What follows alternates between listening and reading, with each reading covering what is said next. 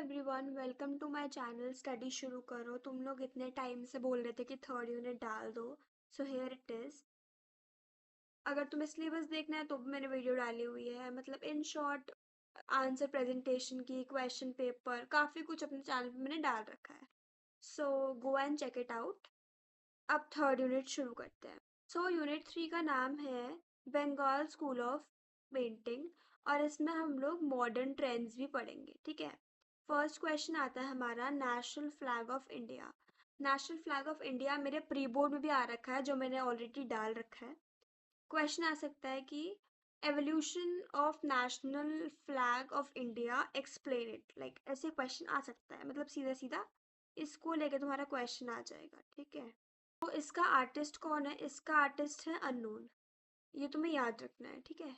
जो मीडियम है वो है कलर्ड क्लॉथ। क्यों है? क्योंकि बाकी सारी पेंटिंग्स हम लोग पेपर पे बनाते थे, ये हमने क्लॉथ पे बनाई, क्योंकि सारे के सारे नेशनल फ्लैग्स हमारे क्लॉथ पे बनते हैं। इसके 3 पीरियड है, क्योंकि हमारा जो इंडियन नेशनल फ्लैग है वो 3 बार डिजाइन किया गया था। कितनी बार डिजाइन किया गया था? 3 बार डिजाइन किया गया था। ठीक है। 1906 में, 1921 में और 1947 में। अब आता है बात कोर्टसी की। कोर्टसी मतलब ये बनाया किसने? ये गवर्नमेंट ऑफ इंडिया ने बनाया है, ये तुम वहां पर मेंशन कर सकते हो।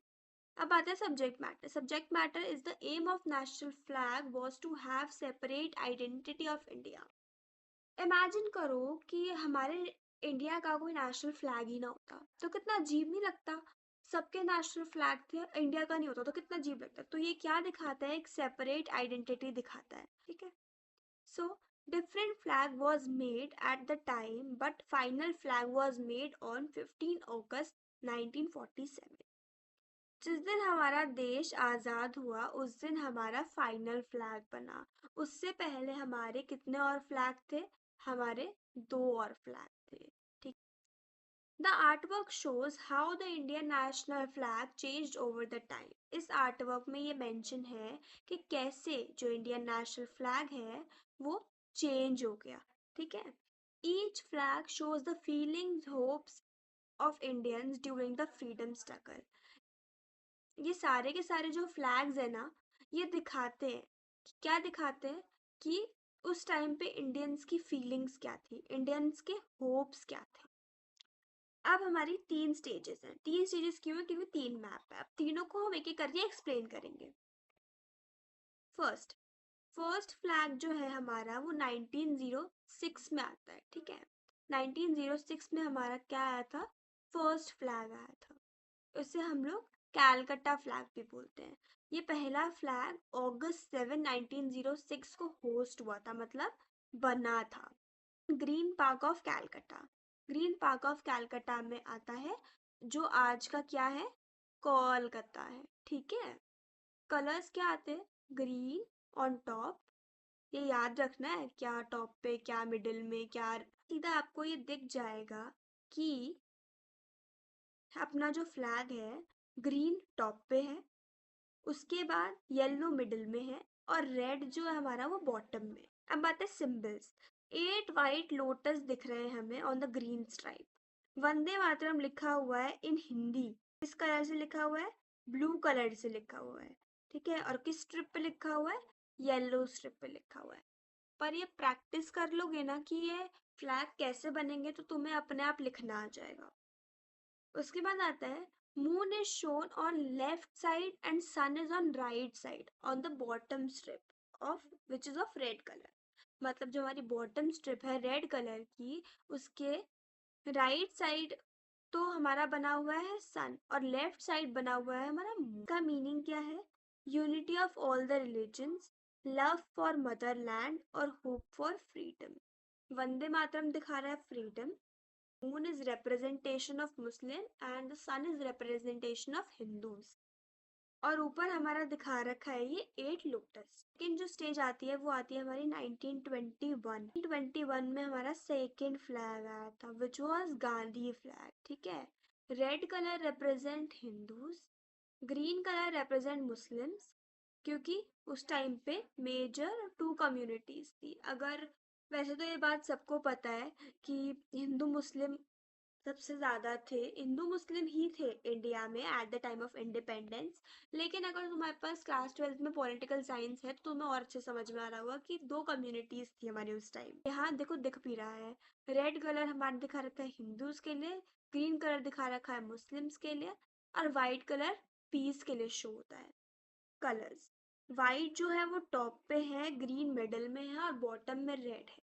जो सिंबल है वो हमारा ब्लू व्हील दिखा रखा है, blue spinning wheel at the centre, मतलब ब्लू चरखा दिखा रखा है सेंटर में। मैंने क्या बताया था, जो वाइट है वो फॉर पीस दिखा रखा है, ग्रीन ग्रोथ के लिए दिखा रखा है, और ग्रीन सिंबल है फॉर मुस्लिम्स, सेल्फ रिलायंस, ठीक है, towards khadi and spinning wheel. Spinning wheel sacrifice the progress and the self sufficiency. Gandhi ji का सिंबल था was the wheel, spinning wheel. उसमें हम दिखाता है खादी कि भाई हमारा जो देश है वो प्रोग्रेस पे है। खादी मतलब हम लोग अपने कपड़े वपड़े खुद बनाते हैं। सेल्फ सफिशिएंसी लाइक हम इनफ है। उसके बाद आता है लास्ट स्टेज। लास्ट स्टेज का मैप है 1947 का मैप। 1947 का मैप मतलब आज का हमारा करंट मैप, जिसमें जो होस्ट हुआ था 22 जुलाई 1947 को, और जो अडॉप्ट कर लिया था कॉन्स्टिट्यूएंट असेंबली ने, ठीक है। इसके कलर ये तो हमें रटा हुआ है बाय हार्ट। सैफरन कलर है, फिर वाइट कलर है, फिर ग्रीन कलर है। ऑर्डर भी हमें पता है, सैफरन कलर टॉप पे है, वाइट कलर मिडल में है और ग्रीन कलर बॉटम में है। नेवी ब्लू सिंबल है अशोका चक्र का। नेवी ब्लू कलर में अशोका चक्र बना रखा है जिसके अंदर 24 स्पोक्स है, ठीक है। और ये जो हमारा ब्लू कलर का अशोका चक्र है ना, ये मिडल में बना रखा है, ठीक है। मिडल मतलब वाइट पार्ट में बना रखा है। सो मीनिंग क्या है, the flag was adopted when the India became free. ये फ्लैग तब अडॉप्ट हुआ था जब इंडिया फ्री हो गया था, फ्री फ्रॉम ब्रिटिशर्स, ठीक है। ये तुम सारी लाइनें जो मैं बोल रही हूँ ना, ये तुम लिख भी सकते हो, ऐसा कुछ वो नहीं है कि जो बुक में लिखा है वही लिखोगे। एनसीईआरटी में तो कुछ दे ही नहीं रखा है। अब आता है सिंबॉलिक कलर सिग्निफिकेशन। 1947 में जो सैफरन कलर है was for courage and sacrifice, ठीक है। It is significant colour for Hindu Sikhs and Jains, ठीक है। सैफरन कलर हिंदू सिख्स और जैन्स के लिए था। ये ऑल्सो ये भी दिखाता है रिजेक्शन ऑफ ईगो, कि हमने अपनी ईगो छोड़ दी है। ये काफी इंपॉर्टेंट चीज है, तो इसे एक बार देख लेना।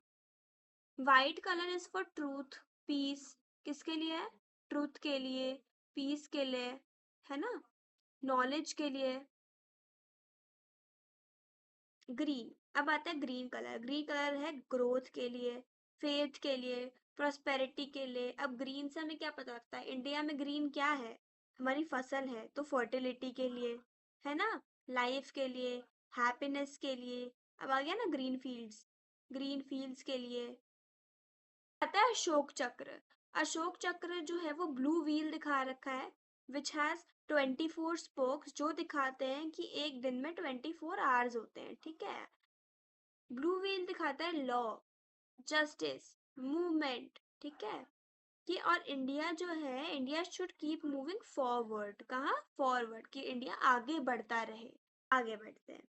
This art work is important because it shows how the Indian flag changed the time। ये आर्ट वर्क इसलिए इतना ज़्यादा इम्पोर्टेंट है क्योंकि ये आर्ट वर्क दिखाता है, it shows how the Indian flag change over the time, कैसे कैसे वो बना, कैसे कैसे वो टाइम टू टाइम चेंज हुआ, और कैसे कैसे उस चीज़ का इतना डीप मीनिंग है। क्या है डीप मीनिंग।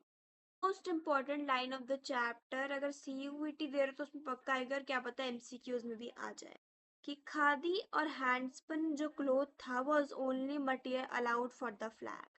कौन कौन सा मटेरियल, खादी मटेरियल और हैंडस्पिन मटेरियल ही अलाउड था, जिससे आप लोग फ्लैग बना सकते हो। साइज रेशियो था वो था 3/2। क्या था, 3/2। अब आते हैं ओरिजिन एंड डेवलपमेंट पे। बिफोर बंगाल स्कूल से पहले Britishers rulers promoted western style. Britisher के जो रूलर्स थे ना वो वेस्टर्न स्टाइल प्रमोट करते थे इंडिया में। ब्रिटिशर्स क्यों आए थे इंडिया में? ब्रिटिशर्स ने 200 सालों तक रूल किया था इंडिया में, और वो अपनी अपनी वेस्टर्न एजुकेशन, अपने सारे आइडियाज, सब अपना वेस्टर्न स्टाइल इंडिया में प्रमोट करते थे कि तुम्हारी पढ़ाई बेकार है, तुम्हारी संस्कृत बेकार है, और हमारी इंग्लिश बहुत अच्छी है, ठीक है। Indian artist were trained in European method. तो इंडियन धीरे धीरे क्या हुआ, इंडियन के जो आर्टिस्ट थे ना, वो यूरोपियन मेथड में ही ट्रेंड हो गए। जो लोग सप्रेस होते हैं, जो लोग नीचे होते हैं, कोई जब दबदबा बना के रखता है अपने ऊपर, तो उनकी माननी पड़ती है ना। फिर जब बंगाल स्कूल हमारा स्टार्ट हुआ ना, तो 1905 के around Abanindranath Tagore was wanted to revive Indian art. 1905 में जो हमारे अबेंद्रनाथ टैगोर थे ना, उन्होंने बोला कि यार मेरा मन तो बहुत है कि मैं इंडियन आर्ट को वापस जिंदा कर दूं, वापस इंडिया में लेके आऊं। तो उन्होंने Indian style, soft Indian style को पेंट करना शुरू करा, और ब्रिटिश लेके आए थे कंसेप्ट ऑफ ऑयल पेंटिंग। तो उन्होंने बोला कि नहीं भाई, मैं ये सब छोड़ के, ये सब रिजेक्ट करके proper Indian soft style paint करूंगा जो इंडिया की रियलिटी है। उन्होंने सपोर्ट किया। The movement was supported by, अब किसका सपोर्ट मिला हमें? ईबी हैवल का सपोर्ट मिला, जो ब्रिटिश के आर्ट टीचर थे। कैच की बात देखो, हम लोग ब्रिटिश का विरोध कर रहे थे, और ब्रिटिश का ही एक आर्ट टीचर आके बोला कि ठीक है, मैं तुम्हारे सपोर्ट में हूँ, तुम इंडिया की ऐसी पेंटिंग्स बनाओ जो इंडिया का सॉफ्ट स्टाइल है, इंडिया का रियलिज्म दिखाता है। Help to promote Indian values in art, उन्होंने बोला कि ठीक है, हम तुम्हारे साथ हैं, इंडिया में इंडियन पेंटिंग्स बनाओ जो इंडिया की वैल्यूज, इंडिया के ट्रेडिशन को प्रमोट करें, उनको दिखाएं, ठीक है। किसने किसने सपोर्ट किया? ईबी हैवल ने और रविंद्रनाथ टैगोर ने। गोल क्या था? गोल हमारा ये था to create art that showed Indian culture. हमारा बस यही गोल था कि यार ऐसी पेंटिंग बने जो इंडिया का प्राइड, इंडिया जो, जिससे देख के इंडिया के बारे में लोगों को गर्व महसूस हो, इंडिया की स्पिरिचुअलिटी दिखे, इंडिया का कल्चर दिखे, ठीक है। It became part of freedom movement, और धीरे धीरे ये इंडिया के फ्रीडम मूवमेंट का पार्ट बन गया, और इसने कल्चरल नेशनलिज्म को प्रमोट किया। अब आता है ग्रोथ। ग्रोथ क्या था? ग्रोथ से this style spread to other parts of India. अब धीरे धीरे ये जो स्टाइल था, कौन सा स्टाइल? इंडिया की सॉफ्ट पेंटिंग, रियलिज्म का स्टाइल, वो जो था अदर पार्ट्स ऑफ इंडिया में पहुंचा। बहुत सारे आर्टिस्ट उससे इंस्पायर हुए। इन शॉर्ट जो चाहते थे वो हो रहा था। स्कूल्स में, एग्जीबिशंस में बहुत ज़्यादा फेमस हुआ, बहुत ज़्यादा पॉपुलर हुआ। अब बात करते हैं हम लोग, अब आता है मेन फीचर्स। मेन फीचर्स की बात करें तो मेन फीचर्स थे इंडियन स्टाइल के भाई, मुगल इंस्पायर्ड हुए, राजपूत इंस्पायर्ड हुए, अजंता पेंटिंग सब इंस्पायर हुए। हम लोगों ने सॉफ्ट कलर्स यूज़ करे, हम लोगों ने वॉश टेक्निक यूज़ करी। वॉश टेक्निक मतलब वाटर कलर यूज़ किए विद सॉफ्ट ब्रश स्ट्रोक्स, मतलब मतलब सॉफ्ट ब्रश, ठीक है। स्मूथ ब्रशेस हमने यूज़ की फॉर द स्मूथ लुक, अच्छी अच्छी स्मूथ पेंटिंग्स के लिए हमने सॉफ्ट कलर्स यूज़ किए, जैसे कि ब्राउन, ग्रीन, येलो, ठीक है। इन्हें हम जेंटल या फिर लाइट कलर्स भी बोलते हैं। अब आता है स्पिरिचुअल थीम। स्पिरिचुअल थीम मतलब हमने गॉड्स, नेचर, पीसफुल सीन्स को पेंट करना शुरू करा। हमने कोई हार्श लाइंस नहीं बनाई, हमने सॉफ्ट लाइंस बनाई, फ्लोइंग लाइंस बनाई। कोई बोल्ड वगैरह लाइन यूज़ नहीं की हमने, बहुत हल्के हाथ से हमने काम किया। सिंपल बैकग्राउंड बनाया। सिंपल बैकग्राउंड मतलब हमने मेन फीचर्स पे ज़्यादा फोकस किया, ठीक है। और लाइट और प्लेन बैकग्राउंड्स पे हमने विश्वास रखा। हमने नेशनल फीलिंग के ऊपर पेंटिंग्स बनाई, ठीक है, जिससे इंडिया का प्राइड बढ़े, इंडिया का कल्चर बढ़े during the time of freedom struggle. मतलब क्या कंट्रीब्यूशन रहा इंडिया के आर्टिस्ट का at the time of independence. पढ़ेंगे जर्नी एंड। इसका आर्टिस्ट है अबिंद्रनाथ टैगोर। मीडियम है water colour and tempera. Period याद करना है तो करो, वरना छोड़ दो। कोटसी है national gallery of modern art, New Delhi. Subject matter है कि इस पेंटिंग में हम लोग शो कर रहे हैं एक टायर्ड और overloaded camel on the edge of death. मतलब इस कैमल की डेथ होने वाली है, ये ऐसा लग रहा है। पिक्चर में तुम देख सकते हो ये कैमल ऐसा लग रहा है कि इसकी ना डेथ होने वाली है, क्योंकि ये इतना ज़्यादा टायर्ड लग रहा है। इस पीस ऑफ आर्टवर्क से जो हमारे आर्टिस्ट हैं वो अपनी कंडीशन को शो कर रहे हैं, या फिर ह्यूमन लाइफ की कंडीशन को शो कर रहे हैं कि हम लोग भी इतना सारा बैगेज अपने ऊपर लेके डेली चलते रहते हैं और हमारी हालत भी कुछ ऐसे टायर्ड कैमल जैसी हो जाती है। अगर पिक्चर याद होगी तो एग्जाम में अपने आप लिख दोगे, ये वाली चीज़ें मान लिया मैंने रटने की है, लेकिन जो डिस्क्रिप्शन है वो सब्जेक्ट मैटर है वो तो तुम्हें खुद ही लिखना है। डिस्क्रिप्शन। डिस्क्रिप्शन में क्या है कि जो पेंटिंग है ये रेड और ब्राउन इसका बेस है, हल्का फुल्का ऑरेंज येलो कलर यूज हुआ हुआ है, वॉश टेक्निक यूज करी हुई है हमारे आर्टिस्ट ने। इसमें उन्होंने इफेक्ट दे रखा है, इफेक्ट ऑफ सनसेट, ये इंपॉर्टेंट लाइन है, अच्छी लाइन है। ठीक है। फोरग्राउंड पे तुम देख सकते हो camel has a kind of cloth tyre, तुम यहाँ पर देख सकते हो कोई क्लोथ है यहाँ पर जो कैमल के नीचे टाई किया हुआ है, showing that work is done by the camel more than its capacity. मतलब जितना कैमल उठा सकता था उससे ज़्यादा उसके ऊपर लोड दिया गया। Combination of the painting is very beautiful, तुम दिख रहे होगे कि ब्लू मतलब लाइक ऑरेंज इश बैकग्राउंड है, वो बहुत सुंदर लग रहा है। थीम ऑफ द पेंटिंग है वो थोड़े पोएटिक इफेक्ट में है। When a loaded camel after long journey about to die and fall on a stony ground, की एक पोएटिक लाइन में इसलिए दे रखा है कि जो एक कैमल है वो कैमल इतना सारा काम करने के बाद, एक ओवरलोडेड कैमल बिल्कुल डाई डेड वाली फेजिंग में है और वो गिर चुका है, यहाँ पर लिखा है देखो, और वो गिर चुका है एक स्टोनी ग्राउंड पे। Dying camel is masterly the study of animals reflect the observation of the artist.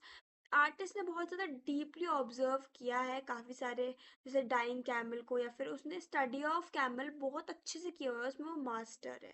Next हमारी पेंटिंग है शिवन सती। शिवन सती पेंटिंग बनाई हुई है नंदलाल बोस ने। ठीक है। ये 1908 में बंगाल स्कूल का पार्ट है, क्योंकि हम बंगाल स्कूल ही पढ़ रहे हैं। मीडियम है वाटर कलर टेम्परा। कोर्टसी है national gallery of modern art New Delhi. Subject matter है हमारा कि जिसमें जो लॉर्ड शिवा है वो सती के साथ हैं। ठीक है। लॉर्ड शिवा की वाइफ है सती, लॉर्ड शिवा बैठे हुए हैं और सती उनकी लैप में है। यहाँ पर जो सती है, मेन कैच है इस पेंटिंग का कि यहाँ पर सती सो नहीं रही है, यहाँ पर सती इज डेड। पेंटिंग बिल्कुल एक नैरेटिव माइथोलॉजी पे बनाई हुई है। नैरेटिव माइथोलॉजी मतलब जैसे हमारी लाइक पुराण वगैरह नहीं होती, तो ये शिव पुराण का सीन है, तुम यहाँ पर मेंशन कर सकते हो। शिव पुराण हमारी हिंदू माइथोलॉजी की बहुत इम्पोर्टेंट लाइक है, और जैसे हमारी रामायण महाभारत आती है ऐसे ही हमारी शिव पुराण आती है। ठीक है। अब आती है डिस्क्रिप्शन की बात। डिस्क्रिप्शन क्या है, ये एक मोनोक्रोमैटिक पेंटिंग है। मोनोक्रोमैटिक पेंटिंग मतलब ऊपर से नीचे तक पेंटिंग में सिर्फ एक ही शेड यूज हुआ हुआ है, मतलब एक ही कलर है, ये येलो मड, बस यही इसी के ही शेड्स यूज हुए हैं, इसे कहते हैं हम लोग मोनोक्रोमैटिक पेंटिंग। ये इंस्पायर हुआ है अजंता पेंटिंग से। ठीक है।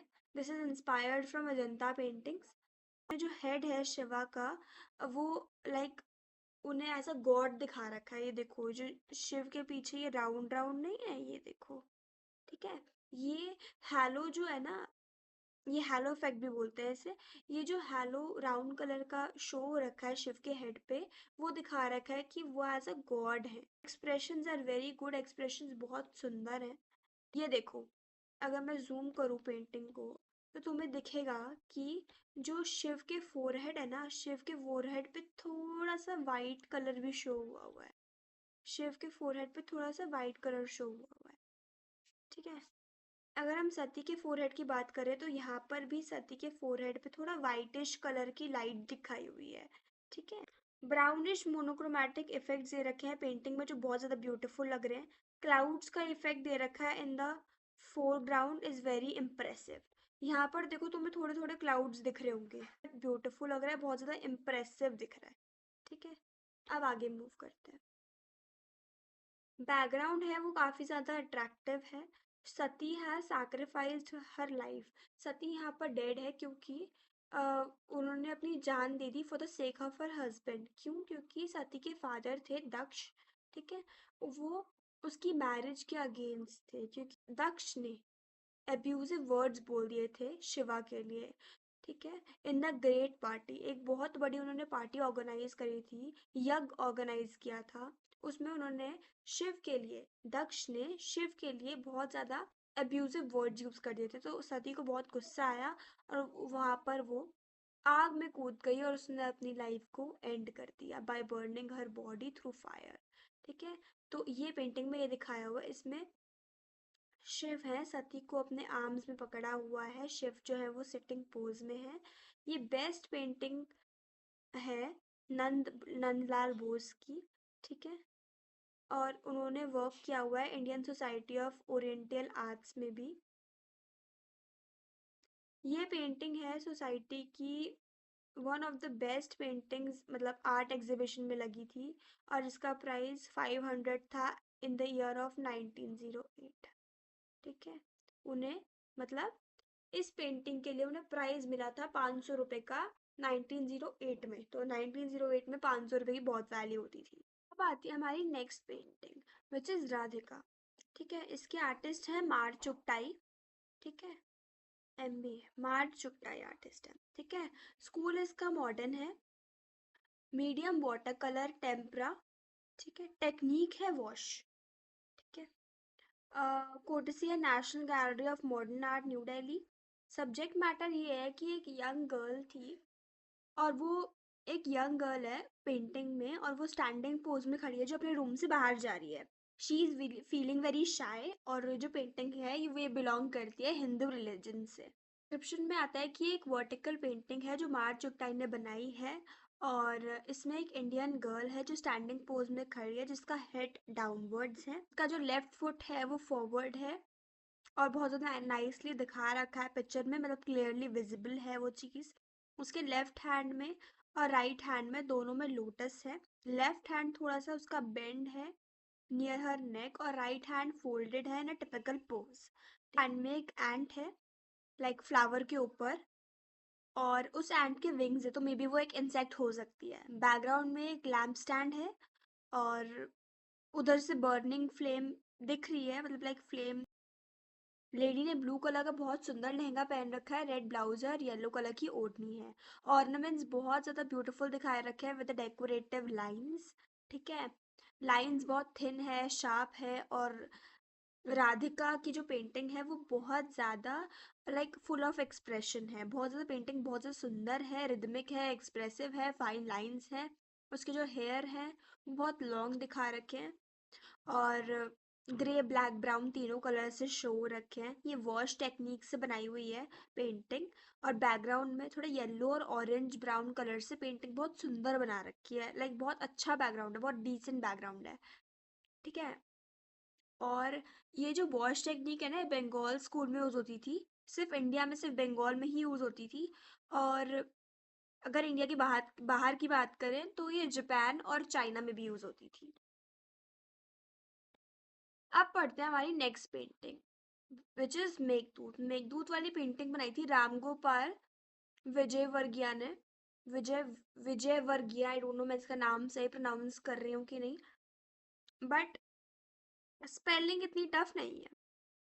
ठीक है, लाइक विजय लिखते हैं ना, विजय तो बहुत नाम बहुत कॉमन है, मैंने लिख कर दिखा देती हूँ, ये वाला नाम तो बहुत कॉमन है, तो सेम स्पेलिंग है, बस वाई नहीं लिखना है।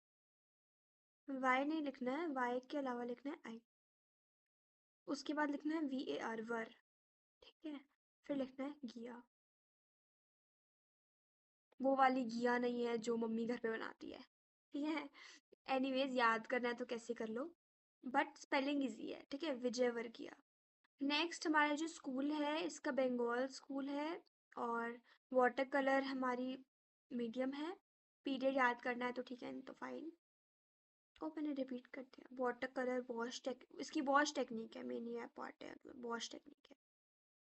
ठीक है, कोर्टेसी है, इसकी चेंज है तो ध्यान रखना। डिस्क्रिप्शन में है कि राम गोपाल अ राइटर, राम गोपाल एक राइटर है, साथ साथ पोएम है, और बहुत आउटस्टैंडिंग आर्टिस्ट है। ठीक है। उसने पेंटिंग बनाई है Meghdoot. Meghdoot was a cloud messenger. उसने अपने फेवरेट थीम्स पे, one of the favourite theme पे पेंटिंग बनाई है। उसने उस पे 3 सीरीज की पेंटिंग बनाई है, और ये पेंटिंग उन 3 सीरीज में से एक पेंटिंग है। उसने एक सीरीज में 60 से 70 पेंटिंग्स बनाई है। कैन यू इमेजिन, 60 से 70 पेंटिंग्स। ठीक है। उसने पेंटिंग में करेक्टर में तुम देख सकते हो, अगर मेघदूत को, उसने सॉफ्ट फीचर्स बनाए हैं, कर्विंग बॉडी बनाई है, स्माइलिंग माउथ बनाया है, और थिन शेपली आर्म्स बनाए हैं, लॉन्ग फिंगर्स बनाई है जो बहुत ज़्यादा ब्यूटीफुल लग रही है। इज सिटिंग ऑन रॉक्स, मतलब इसी का दूसरा नाम उन्होंने यक्ष बता दिया, मतलब मेघदूत का नाम दूसरा यक्ष भी कह सकते हो आप। वो रॉक्स पे बैठे हैं इन अ फॉरेस्ट, और वो अपनी फीलिंग्स को लिख रहे हैं on a leaf with right hand, holding the flower in a left hand. उन्होंने वो राइट हैंड से लीफ पे लिख रहे हैं अपनी फीलिंग्स को, और उन्होंने लेफ्ट हैंड से एक फ्लावर पकड़ रखा है। उनके एक्सप्रेशन बहुत ज़्यादा सोबर है। ठीक है। विद टीयर्स, और वो थोड़ा बहुत रो भी रहे हैं उस पेंटिंग में। ठीक है। बहुत ब्यूटीफुल पेंटिंग बनाई है, और वो बहुत अच्छी लग रही है। He is wearing a yellow dhoti. उन्होंने एक येलो धोती पहन रखी है। With long stole hangs on left shoulder, मतलब, और उन्होंने लाइक दुपट्टा टाइप डाला हुआ है अपने शोल्डर पे, लेफ्ट शोल्डर पे। ठीक है। उन्होंने एक नेकलेस भी पहन रखा है, और बैकग्राउंड में हमें एक हट दिख रही है। एक थिक फॉरेस्ट की ट्रीज दिख रखी है इन ग्रीन और येलो कलर्स में। हट और ट्रीज रॉकी, मतलब लाइक काफी रॉकी टेरेन पे हमें पेंटेड दिख रहा है, मतलब लाइक थोड़ा रॉक वाले एरिया पे हमें घर वगैरह दिख रहा है। ठीक है। जो light light colours, light brown, इन सब कलर से पेंट हो रखा है। जो स्काई है वो ब्लू कलर का है, और थोड़ा डार्क स्काई दिख रहा है, और उसमें स्टार्स भी दिख रहे हैं।